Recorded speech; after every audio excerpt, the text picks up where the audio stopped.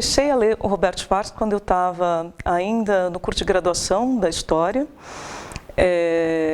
De certo, assim, não há nenhuma dúvida que dois textos foram muito marcantes, Cultura e Política, claro, eu acho que é o texto que mais circula ali entre os estudantes de graduação, até porque, bom, a gente está começando a ter aquela vida cultural que a faculdade propicia, todos os professores falavam da época da ditadura, das aposentadorias, e esse texto vinha à tona. E eu achava uma coisa admirável que alguém tivesse pleno domínio de tantos domínios e linguagens, né? Artes plásticas, arquitetura, música, cinema. E durante um tempo eu alimentei, acho que a ambição de ser tão prolixa e imaginativa quanto esse texto é. Mas eu acho que eu me apaixonei perdidamente pela obra dele, não por causa desse texto. Eu acho que os dois livros sobre Machado de Assis me seduzem, me cativam ainda hoje. Por quê? Porque ele tem uma capacidade incrível de ligar a análise macrohistórica aos detalhes microsociológicos. O que eu quero dizer com isso?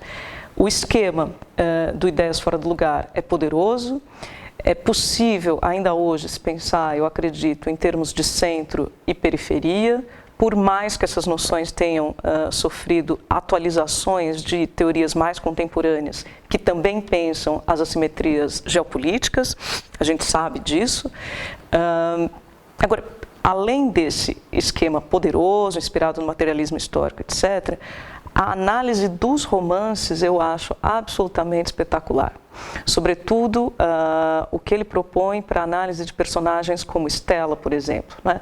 As mulheres pobres desses romances, elas ganham uma atenção, uma dignidade analítica, né? na economia do argumento que é absolutamente sensacional.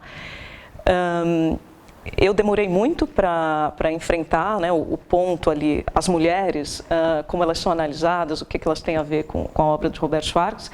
E, bom, minha primeira tentativa vai sair justamente nesse dossiê, que é uma análise um pouco do cenário e da sociabilidade em torno da revista Teoria e Prática, para tentar analisar não a análise que ele faz das personagens femininas do Machado, mas tentando analisar quais eram os acicates, os atiçamentos que estavam em jogo quando ele inventou um personagem, né, um pseudônimo, uma coisa fictícia, chamado Berta Dunkel, e que aparece na Teoria e Prática.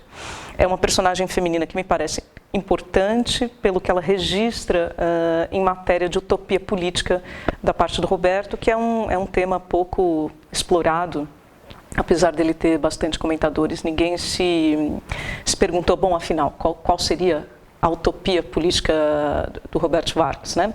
Quando a gente vai para o Cultura e Política, a impressão que a gente tem é que ele é uma metralhadora, né? Nada ali é suficientemente revolucionário, nada merece uma aposta integral.